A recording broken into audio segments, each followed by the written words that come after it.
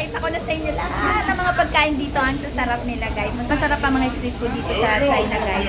More on spicy sila. Tapos, may iba yung ano nila dito, yung mga barbecue. Iba yung mga, iba-iba yung mga, yung panlasa. Basta may iba silang nilalagay. Masarap talaga. Yun.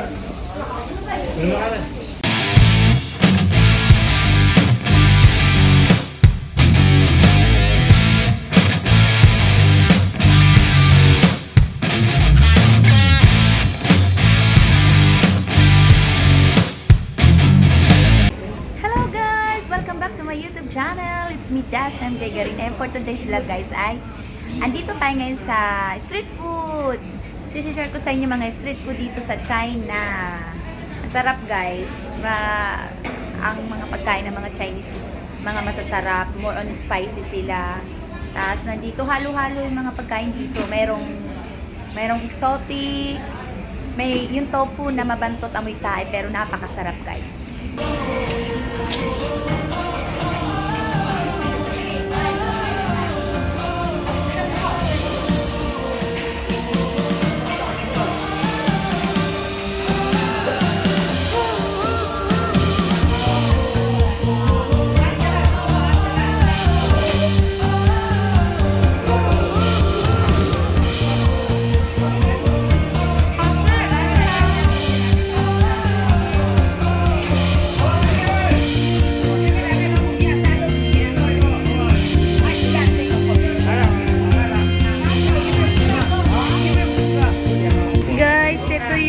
Balot to. Balot.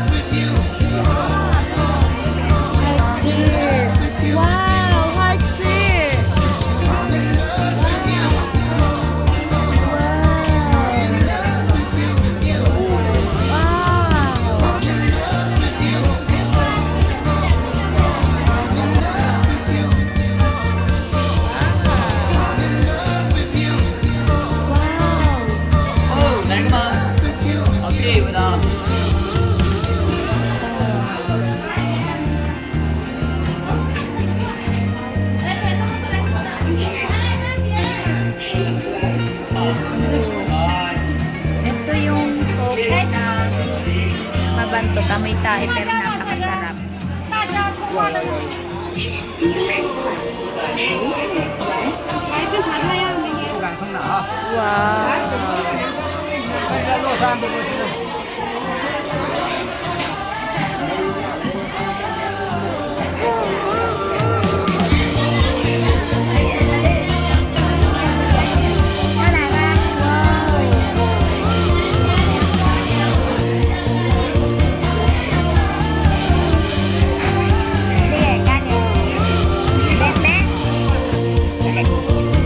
Ito, guys, tipakulong.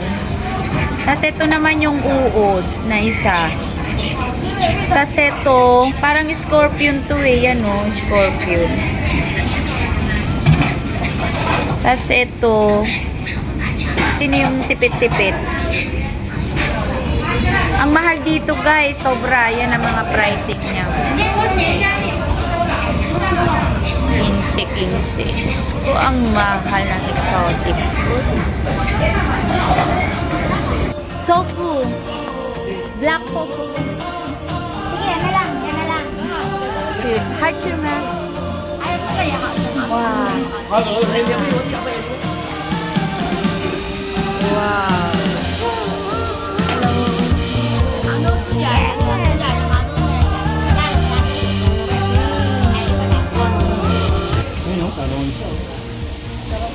Hey, si Ryan, she's from Angie. Oh, what say? Ryan, Regina.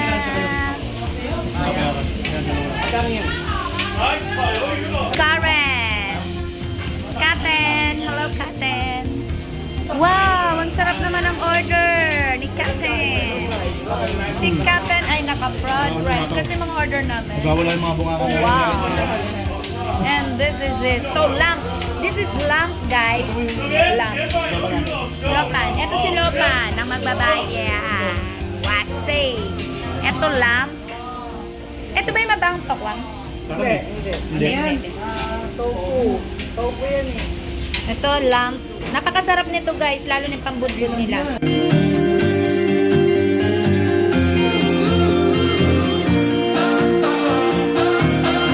Small lobster nila. Pero wala ng ulo. Okay yun guys kasi wala ng ulo. Kasi kung may ulo, yung mabilis makapag-atake sa puso. Ito in order namin. Yes! Sarap! Hi guys! Ito ay lamp. Alam nyo guys, may kwento to. Tingnan nyo guys. Ito kakaiba to. Yung pinaka-stick na ginagamit niya ay may reason kung bakit. Ito yung ito yung stick. Ito yung stick na ginagamit normally. Ito, 'di ba? Pero bakit ito yung stick na ginagamit to? Ito. Kasi famous kasi to. May to sa Senjang kasi may tawag dito sa stick na to. Ito yung pinaka-famous na ginagamit. Puno ng red willow branch. Oh, yun sanga pala ng willow branch. Ay, kaya ganito guys. So, ibig sabihin, may history siya kung bakit ito ang ginagamit na pang-stick.